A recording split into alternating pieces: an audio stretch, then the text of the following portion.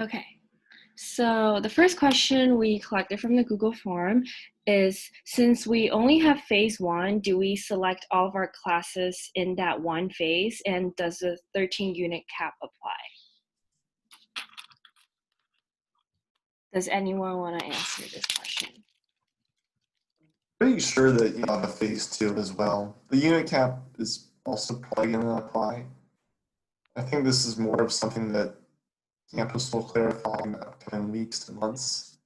Because traditionally for us, the way it's worked is that in the summer you have your first phase where you sign up for 13 units of classes.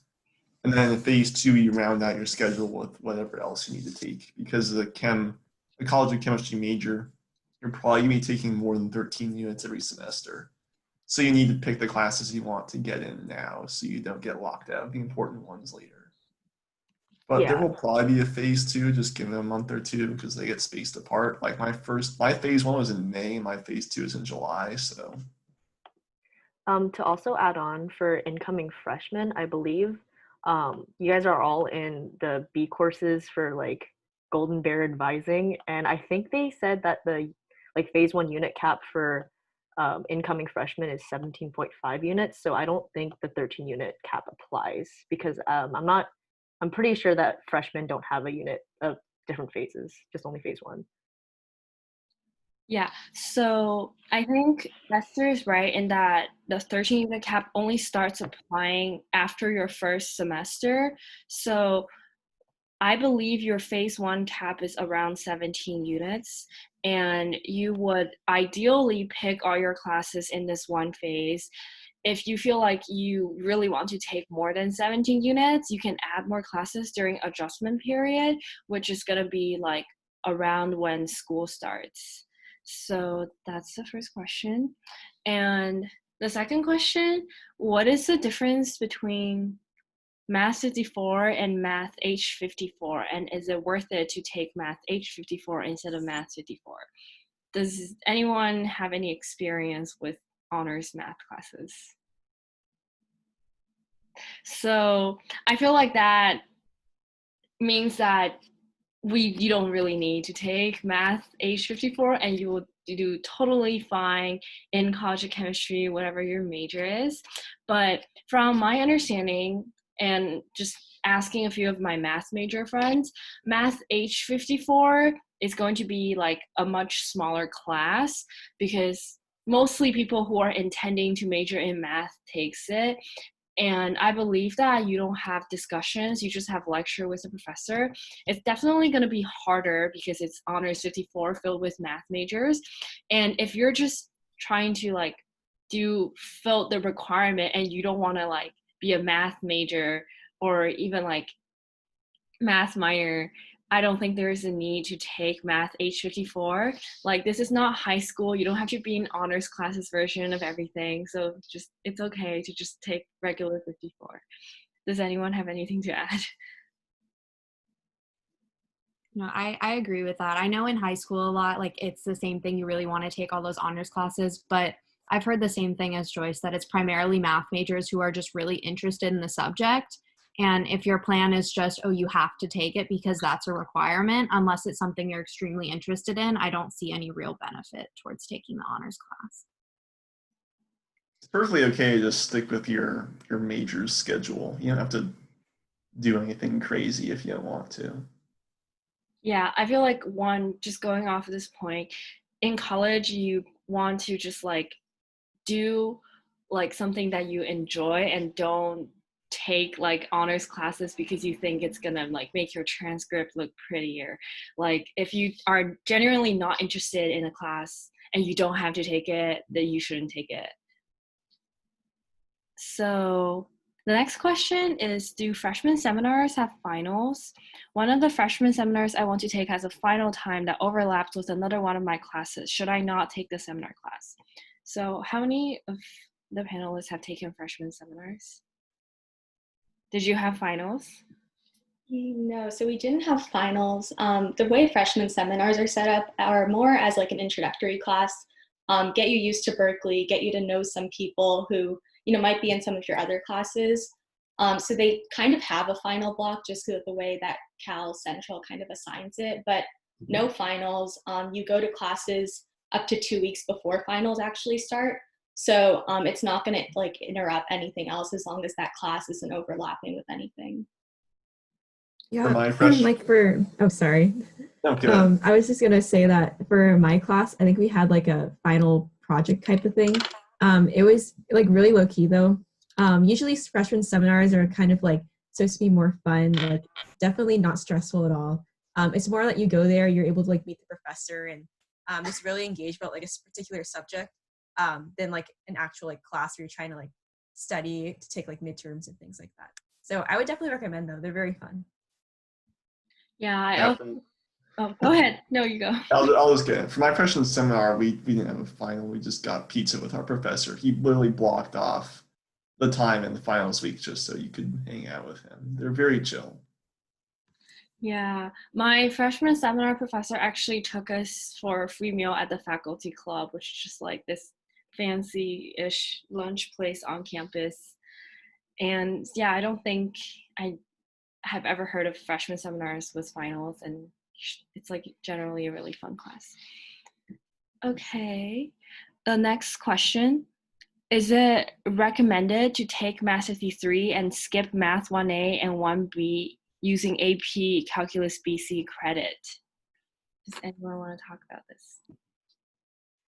Oh, so I personally, when I was incoming freshman, I had the exact same question because I was able to test out of 1A, 1B, but everything I read from my advisors told me not to skip it. And so I actually reached out to some upperclassmen and asked them what they thought as well. And I was told to skip 1A and 1B, and I ended up doing so. I think if you're extremely uncomfortable with what you learned in calculus, then it could be worth looking more into not skipping it. However, if you were able to get a 5, I believe you need a 5 on AP Calculus BC to even do that, then that most likely means you're pretty comfortable with the subject. So I would recommend it personally. I had friends who took 1A and 1B, and even though they could skip out of it, and they, looking back, said that they wish they did. So that's just from my experience. But if you really don't feel comfortable, that's another story. But everything I've heard, it's usually recommended, just not by the advisors because they don't want you to go into a class that you don't feel prepared for.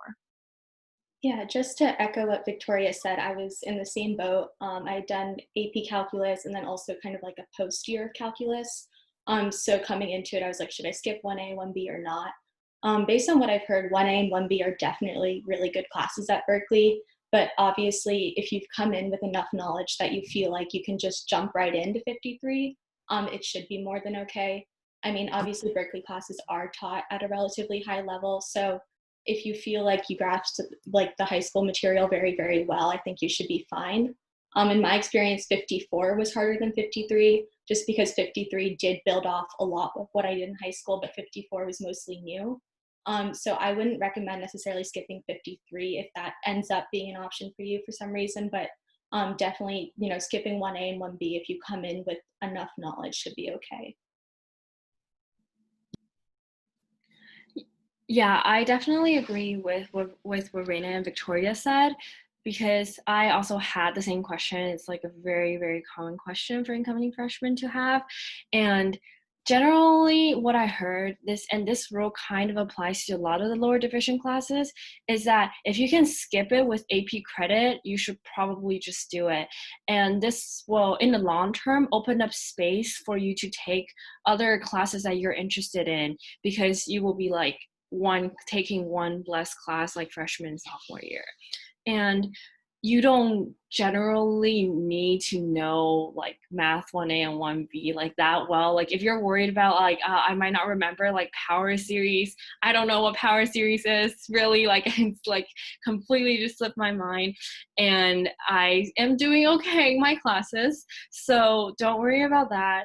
And as for while we're on the topic of math class, a lot of you guys might be wondering, like, do I take Math 53 or Math 54 first? Because it kind of seems like 53 is a smaller number than 54. It seems like it comes before that.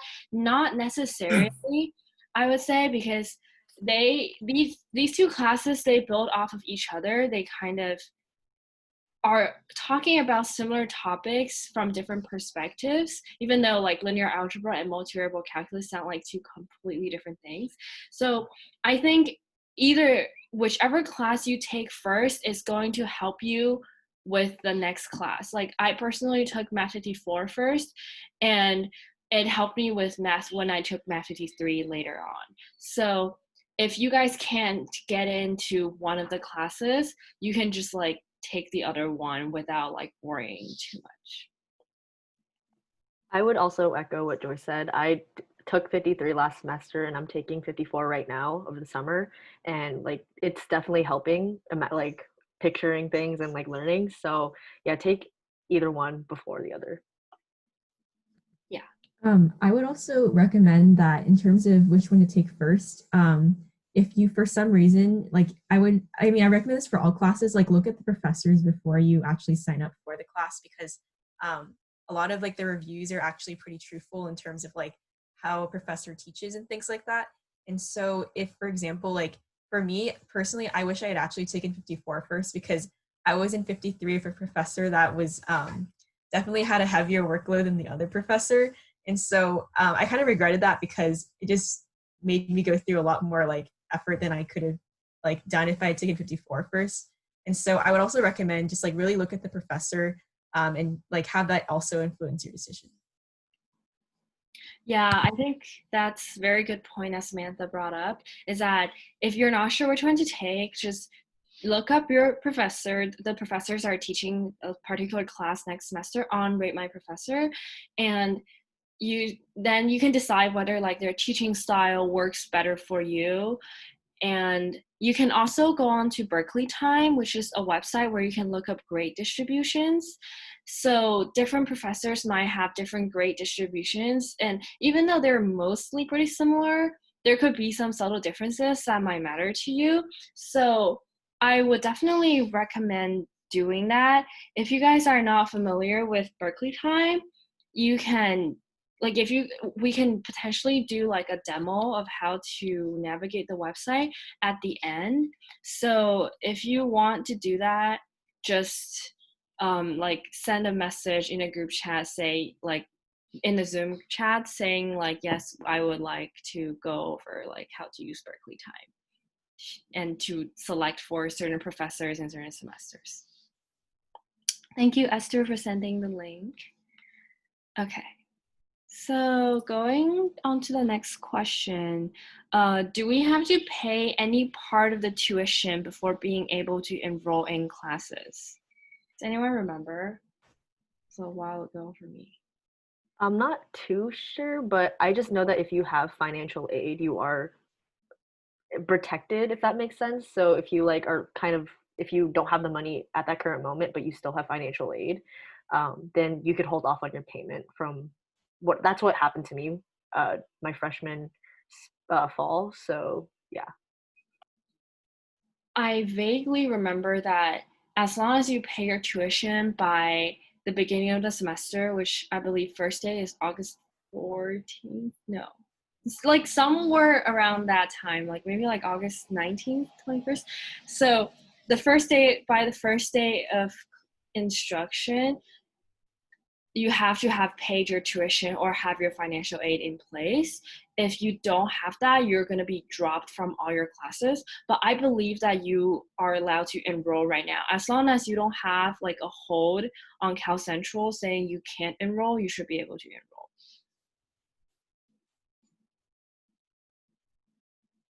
Okay, so the last question that we got from Google Form, it says, if I got a 4 on AP Physics Mechanics and 5 on AP Physics E&M, should I skip Physics 7A and go straight to 7B, even if I'm not very confident in what I learned in high school?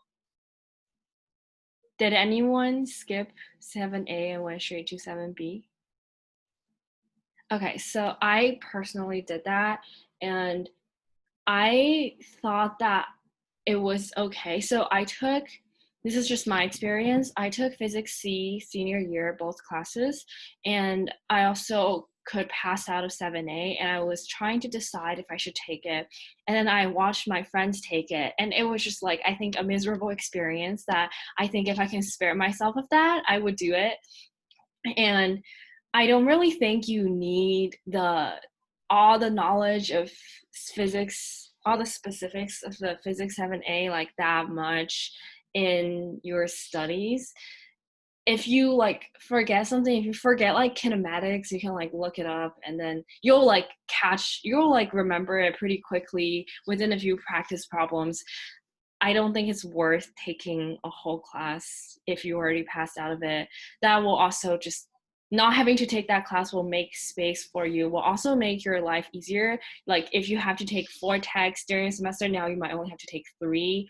So I would personally recommend it. I don't think it hurt me or put me at disadvantage in any way or form by like skipping 7A. So, and 7B and 7A are pretty disconnected. You don't really need like any 7A knowledge to do 7B. Like I did fine 7B without remembering anything from like 7A or physics C. So yeah. Just to echo off that as well, like I didn't personally skip out of 7A, but I had friends who did and also enjoyed it. But I think just overall, like if you can skip out of classes, once again, I think it is recommended. Like Joyce said, you don't honestly need all of the knowledge from all of these classes to do well in the next ones. One thing too is a lot of these lower division courses are meant to be challenging, and that's just when you come into college, that's just how it is with just the general physics, because there are a lot of majors taking these. It's not just engineering ones. I know it's for engineering, but I also know other colleges within Berkeley take them, and same with math. They're just really big courses, and you don't truly need all of the knowledge. So unless you're extremely uncomfortable with the previous classes that you got a good AP score on, overall skipping is always a good move. You could take classes that you're more interested in and have more space in your schedule, like Joyce said. Yeah. So, and that's like all the questions that we got from the Google form. We can talk about like a few more points, like how you get into clubs and how you get into research. And which one would you guys like to hear about it first? Like feel free to like shout it out. Like if you wanna learn more about how to get involved with clubs, you can give a thumbs up right now.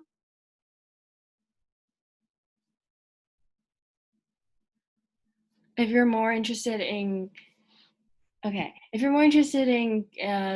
learning about how to get into research, you can give a thumbs up.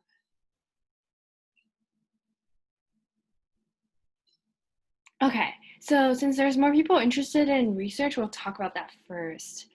I believe like a lot of the panelists are involved with research. Does anyone want to start off with their experience and how they got into research? I can give my general spiel. I'm not actually working in a research lab right now. I was kind of going to, but then the coronavirus happened. But I've done research in the past, and I've talked to a lot of people who have. And the best way to do it is just to talk to people. It's perfectly acceptable to cold email your professors and GSIs. The best way to get into a lab is by talking to someone who's already in it. And a lot of the time, people in these positions would love to help you out. A lot of grad students want to help undergrads succeed, and a lot of professors want to do that as well. So if you see a topic you like, go find a lab that's working on it, send the professor an email saying, hey, I'm a person, I have some skills, do you want to talk more about your work? It might be better to wait until maybe a little later in the semester once you actually have some classes going on, so you learn how to balance your time management. But in general, there's nothing wrong with just asking up front. You'll usually get a positive response. And when you are cold emailing these professors or grad students, just make sure you have a resume ready, because they want to see what you've done and what accomplishments you've had. So make sure you have a resume and make sure it looks professional.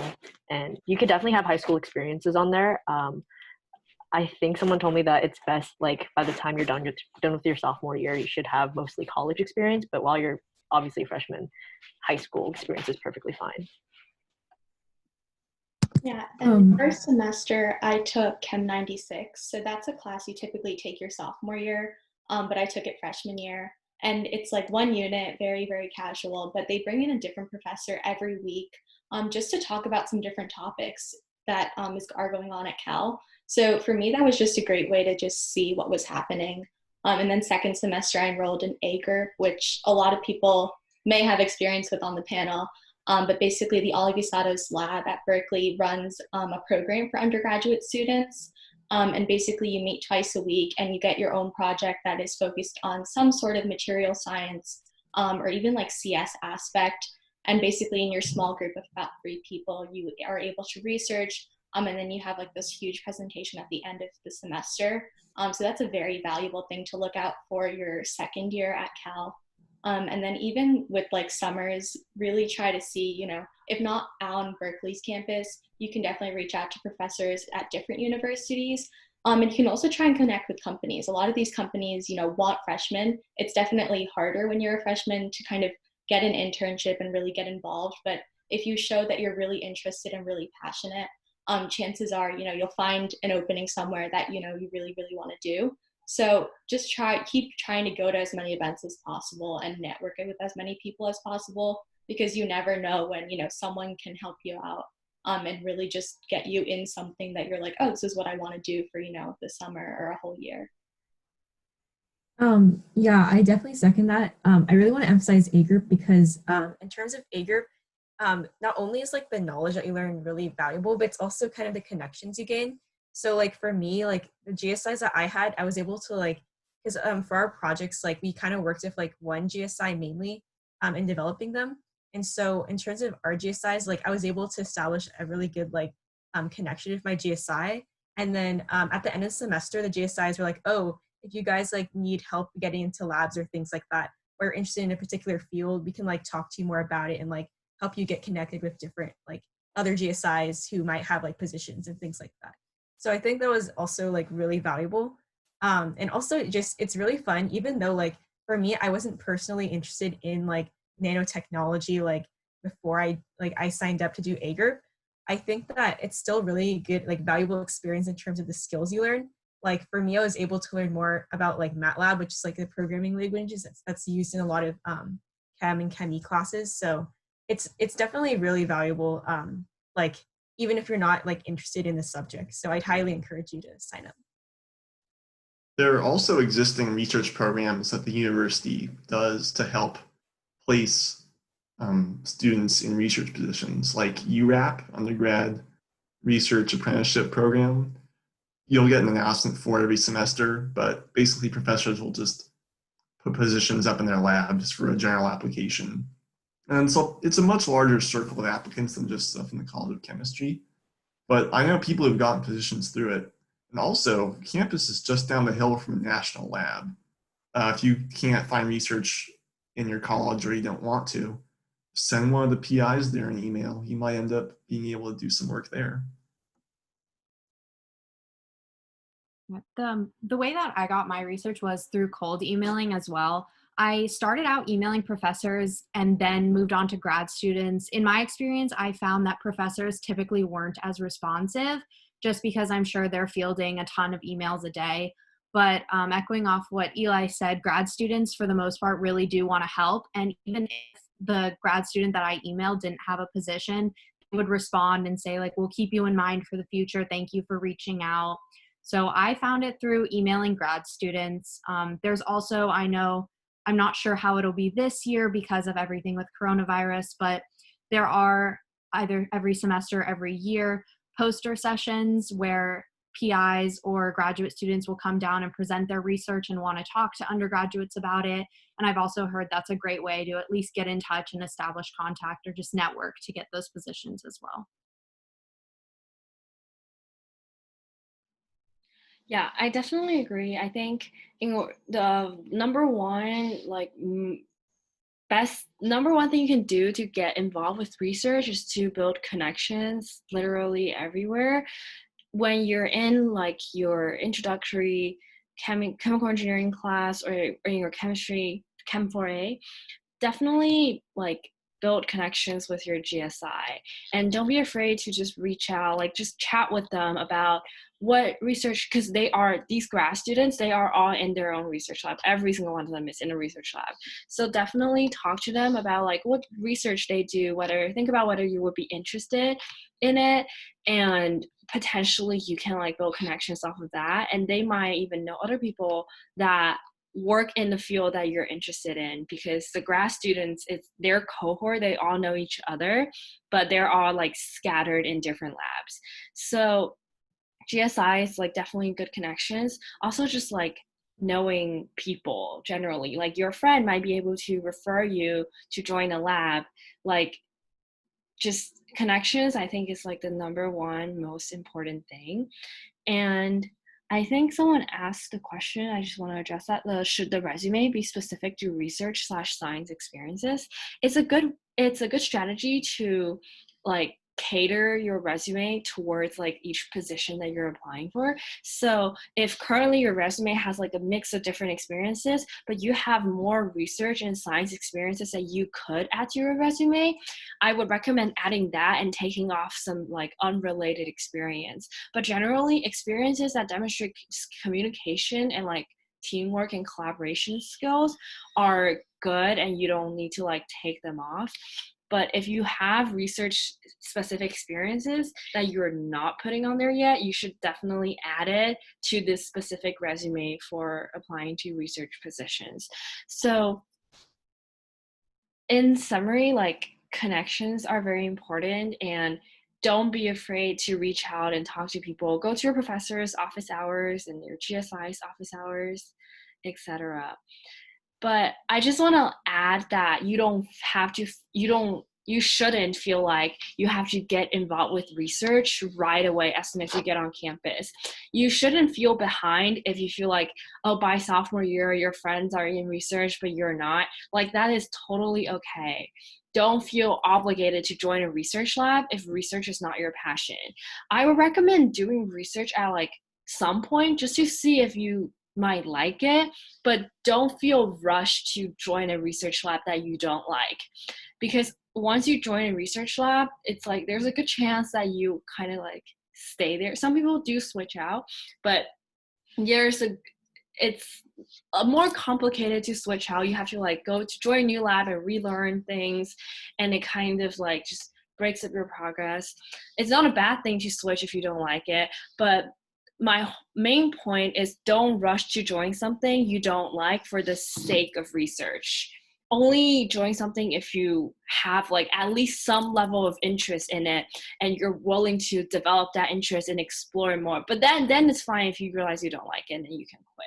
But if you don't like a topic at all and you're only doing it because like it's like a research position that's like handed to you and you don't want to pass it off, you shouldn't do it for that reason. And also to echo, you all have ChemE advisors, I believe. So I actually talked to my ChemE advisor, and he told me that it'd be ideal in general to get a research position around junior year, where you actually have more established knowledge in whatever the research stuff you want to get into. So yeah, just a little tip, I guess, so you know like what like these research labs are kind of doing, if that makes sense. Yeah. Also, if you're looking for like experiences, like a research in a lab is not the only way. Like for example, like there are other clubs on campus that do a lot of experience-based type stuff. So like for example, like ChemiCar, it's like very lab-based. Like a lot of what we do is like we go in the lab and we like do experimentation stuff. There's also like the Biofuels Technology Club. They also do a lot of hands-on stuff. And even like in like out of the College of Chemistry, like in the College of Engineering, there's a lot of other clubs there too. I think Eli mentioned CalStar. Like there's a lot of different skills you can learn in like clubs. So definitely look at that. Yeah, and I know that there's a club called Aurum Cosmetics. They do formulation chemistry research. And one thing cool about College of Chem is that there's this program called like the Incubation Lab. It provides a space for students to do independent research projects as a group. So if you have an idea and you have like this group of people, I think the requirement is that at least one of you guys have to be in the College of Chemistry, or at least one of you guys have to be chemical engineering. But basically, you can propose a project and you can do research that you want with, I think they provide guidance and they provide you a space to physically do that. So you don't, joining a research lab is definitely not the only option to do research. A lot of cool clubs are doing things that they are personally interested in. So definitely explore these options as well. So does anyone have any more questions about research? You can feel free to like shout it out. You can unmute yourself.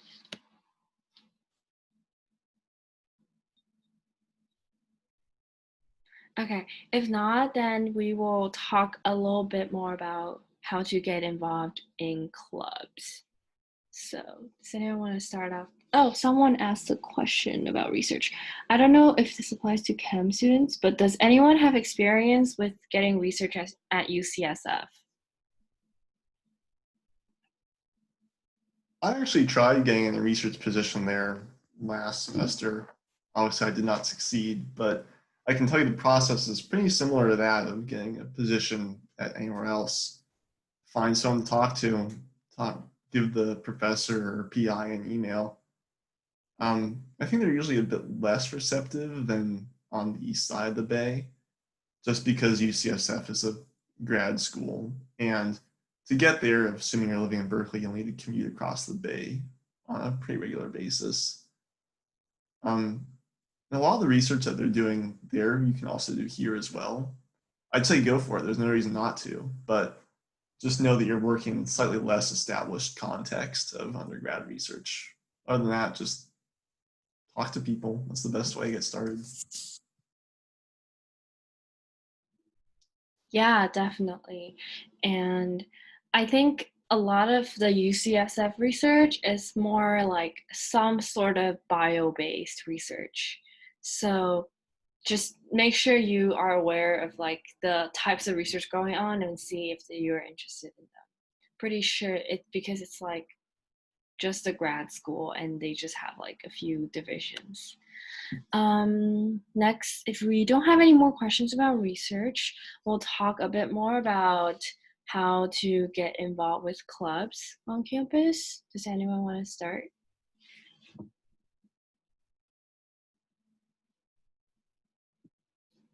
I can start. So one of the best ways to get involved initially as a freshman is to attend the career fair.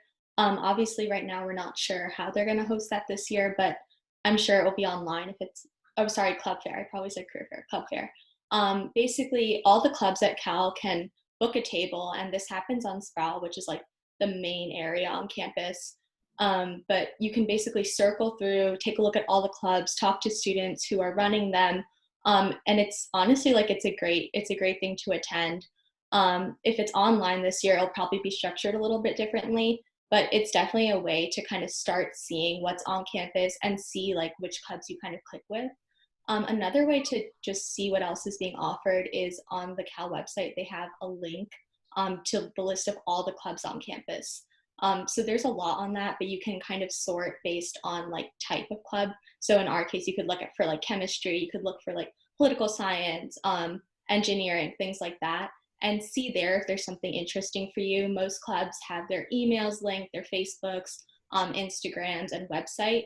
And so going off of there, you can take a look a little bit more about what the events are that they offer.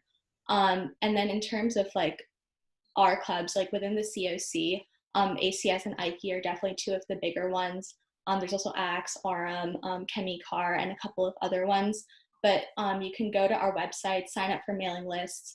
That's a really good way to get involved. And then just reach out to us. I think all the panelists, would be happy. Like if you guys emailed us, we can definitely let you know what the process is and help you out with any sort of specific questions you might have. But yeah. I think something that I'm not sure, when I was an incoming freshman, I would look at the Berkeley meme pages on Facebook and I'd see all these memes about clubs being super competitive. And I think now that I've been at Berkeley for a few years, something that I've noticed is there are really two kind of types of clubs. There's one that they have all these general meetings and they're big ones that are very easy to join, that are very like interest based. Like there's a lot of running clubs, sports activities like that, that are very easy to anyone can go at any time. And then there are a lot of professional clubs, or ones, especially there's business clubs, consulting clubs, things not entirely inside the College of Chemistry, but in general, that all require an application process and interviews and things like that. So I think it really depends if you're looking at clubs more of like in a professional way of trying to join these organizations, or if you're just looking for something fun to get involved with. And so, yeah, if you're interested in applying and things like that, I think it is definitely worth it, like Raina said, to check out the websites, Instagram, Facebooks, that have all the meeting times and everything. But it is, I think, also with this semester, going to be a little more difficult to see everything that Berkeley has to offer, since we are primarily going to be an online semester. So I think taking advantage of the most online resources that you can to find out about these are going to be helpful, especially since we don't have that club fair that's typically the biggest way people are able to get involved.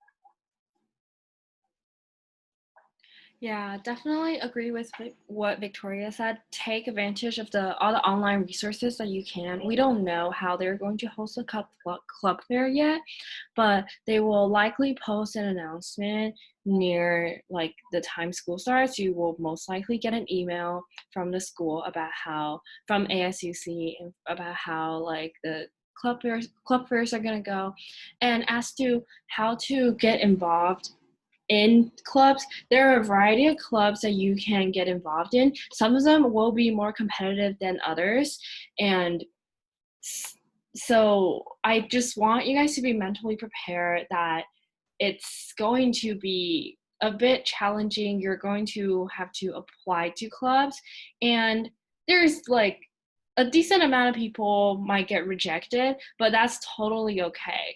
It's simply because there are so many people applying to these clubs, especially consulting clubs have very high rejection rates, and it's not anything about you.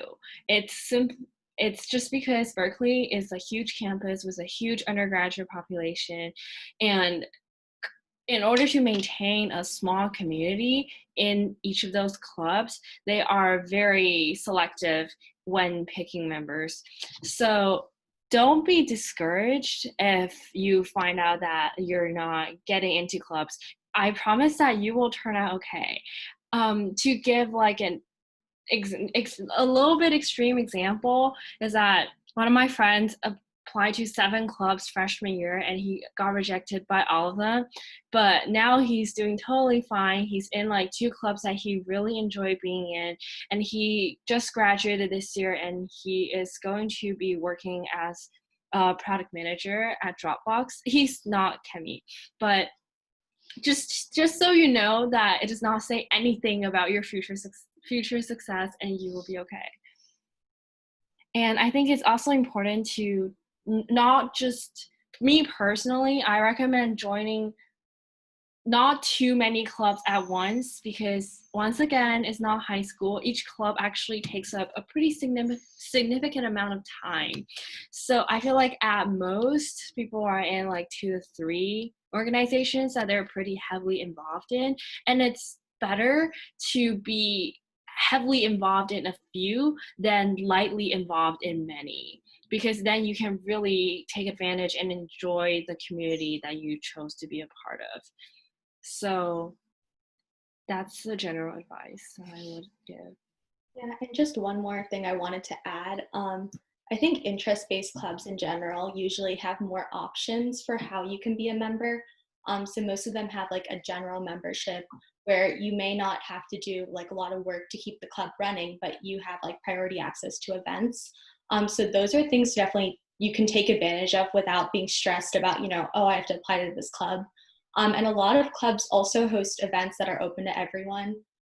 It's honestly the case with most of them. Whenever they invite like a recruiter, they have an info session, they have a professor, anything like that, it's mostly open to everyone. And with the online format, I think most clubs will be trying to kind of broaden their audience a little. So the best way to look for those is honestly Facebook. As long as you have enough people friended from Berkeley and you follow a couple of club pages, you'll basically see a ton of events popping up every day. And take a look there. Like, you can always attend one. They're usually like an hour long, And if you don't like it, don't go back. And if you like it, maybe think about joining the club a little more. Yeah. One more thing I want to add is that don't dismiss the value of like social clubs, because I think they could provide you with like a really great community that you connect with, and having that support network is very, very important in this challenging environment at Berkeley. Victoria, do you want to talk a little bit about your sorority? Yeah, so coming into college, I always had this idea in my mind of those typical like sorority girls, and I was like, that is totally not for me. And then after freshman year, I felt like I wasn't very involved. Like I was involved in some chemical engineering clubs, but I was like, I really want more of a social outlet. So I ended up rushing my sophomore year. And to be honest, it is very uncommon of chemical engineering majors to be in a sorority. I've only met like 2 others. It's not a big thing, but I think it's just based on personal preference. There is that typical sorority girl ideal, and I was really nervous about that because I still, even now, feel like I don't fit that idea. But I've had a great time. I've met some great people.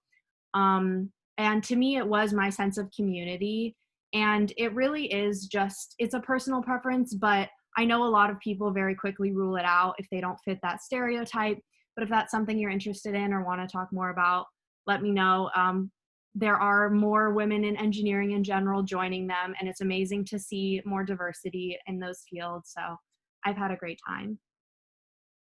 Yeah, thank you for sharing. So I think that wraps up like all our questions that we like plan to discuss. So does anyone have any specific questions or general questions that you guys can post it in a chat or just unmute yourself to ask?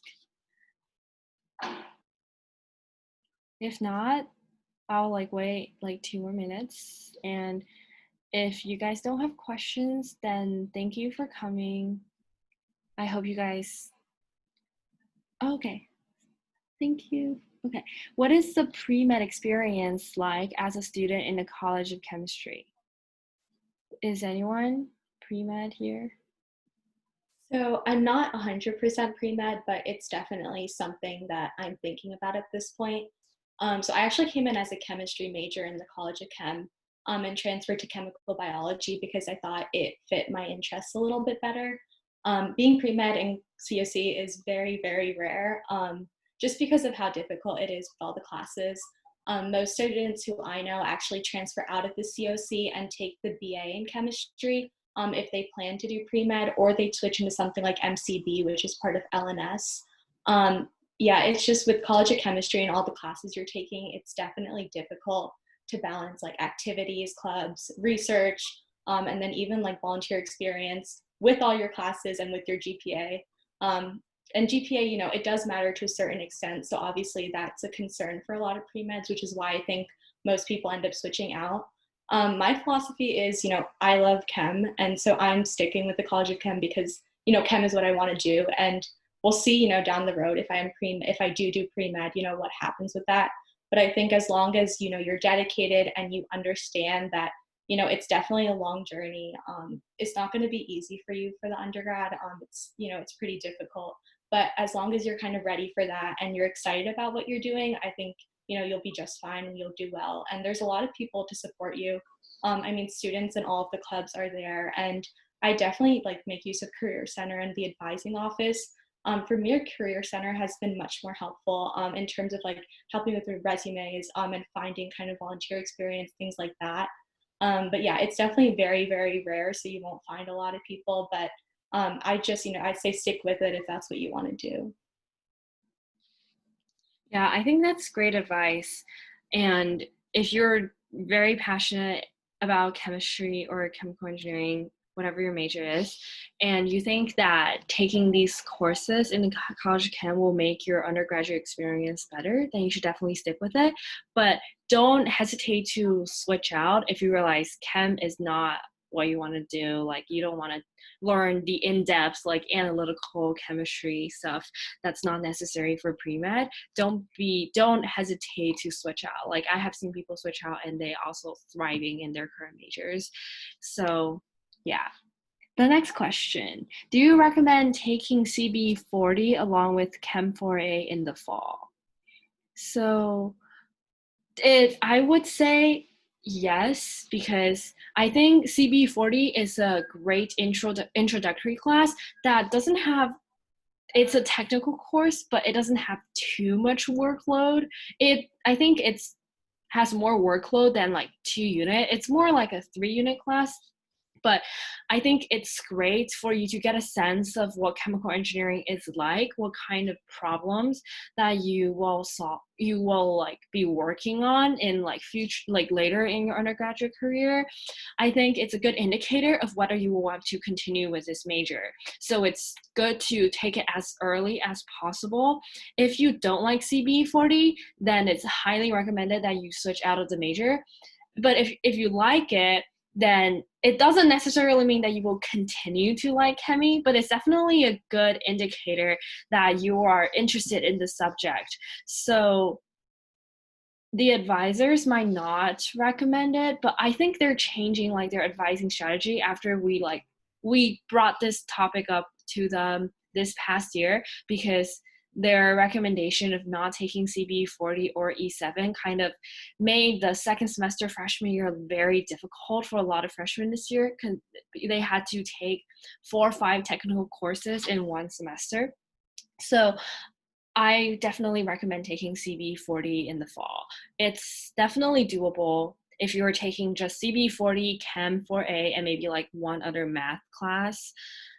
So yeah. Anyone want to add on to that? I did the same thing as well. I took CBE40 in the fall with 4A. And if I remember correctly, it was either listed as a prerequisite. 4A was listed as either a prerequisite or concurrent enrollment.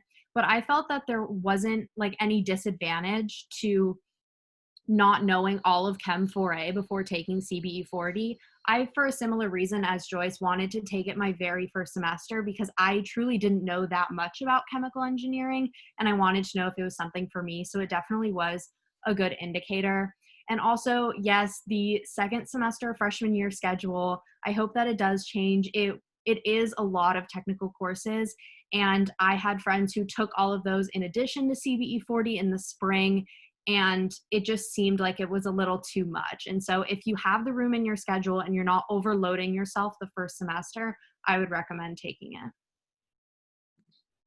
Oh yeah, like I took CBE40 in the spring, but I did, so like basically for a planned course schedule, we were supposed to take like, I was thinking it was like 5 technicals, but I didn't want to do that. So I pushed off, since I would taken Math 53 in the fall, I pushed off doing 54, and I'm doing 54 now in the summer. Definitely it was a very good idea. I think the majority of people actually ended up not taking 5 technicals because of like that planned course schedule. And like most of them are either doing it in like the summer or like they're going to push it like spring classes off till fall. But it's just that the second semester freshman year of like, I think like with physics and E7, it's just a lot of time. Like the classes, like the material is not necessarily like super hard, but it's just the time you need to like do all the work and actually learn it. Like it's a lot. So I would recommend trying to like balance your schedule as much as you can. I would also echo Samantha. Like I did the same thing, except I moved E7 to my fall semester. So yeah, definitely managing your time and being able to balance everything is pretty important. And I would highly recommend taking CBE40 again in the fall, because I personally had a lot of doubts about being a chemie major. So being able to take that class earlier and having that like that uncertainty, like like what's gonna happen. So like I feel like it's definitely important to take CB40. All right. Thank you for your great responses. Last question that we got is, could you talk about difficulty of doing simultaneous degrees? So it's definitely difficult because, can I ask like what your major is? Mumtaz? Sorry if I butcher your name. Okay, so if you're chemical biology, it'll be slightly easier than chemical engineering just because you have fewer required courses to take. But if you do want to do simultaneous, it's possible. And I recommend starting early to plan your course schedule and skip as many courses with AP credits as you can. I believe that in College of Chemistry, there are breadth requirements that you can switch out, like get out of with AP credits or IB credits. Get like as many of those out of the way. Like take a look at the exam credit page on the College of Chem website and see how many you can get out of, and also just plan how many courses you can overlap between the two majors. I don't know what the other degree you want to take on is. And if you plan it well and get started early and like not really take any classes for not a requirement, like just try to make sure that every class you are taking, like they can be fun classes and still fulfill requirements, like are fulfilling some sort of requirement, then you should be okay. But it requires a lot of careful planning for sure, because there's not a lot of. Yeah, I'd suggest instead of, I don't know if you're actually allowed to do a dual degree with anything except for that Haas School, the business degree and the chemistry degree. Yeah, I'm not completely sure what the policy is on that, but you can definitely consider a minor. I think it's much more manageable. Concentration is 100% okay. It's only about 3 courses. Minors can still be, a lot of work. So I'm kind of still maybe toying around with a CS minor, but it depends on how many classes, I kind of end up with. So you should really like look into those things and just see like how many credits they require, and then see if there is a way to fit into your schedule. But you can talk to advising, but most of the times they'll, not recommend doing 2 majors or even a major and a minor. Yeah, so I can tell you for sure that you are allowed to do a simultaneous degree. It can be any other college. It doesn't, there's like an established program between like this like business plus chem dual degree thing that doesn't do anything other than providing you with a planned schedule. So it doesn't like give you an advantage to get into Haas or anything. It just like exists on the website.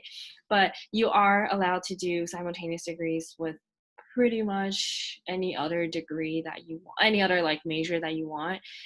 It's yeah. So, but you would have to check both colleges' requirements and you fulfill all of them. And it requires a lot of planning, but you can also talk to the other majors advisor and ask them questions that College of Chem advisors can't necessarily answer.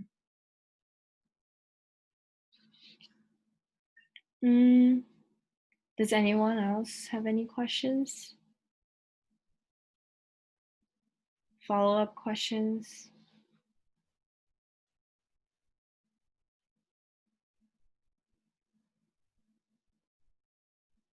Okay, well, if we don't have any questions, I think that concludes today's Q&A panel. Thank you everyone for coming. Oh, someone asked, can we do Chem 96 in the fall if we don't want to take a sophomore year? Yeah, definitely, you can do that.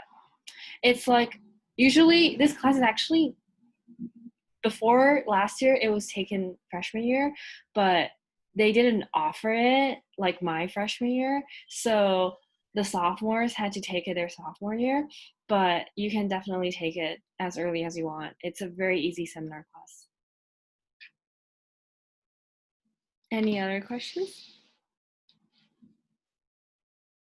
So I just want to thank all our panelists for taking the time to be here and answer questions.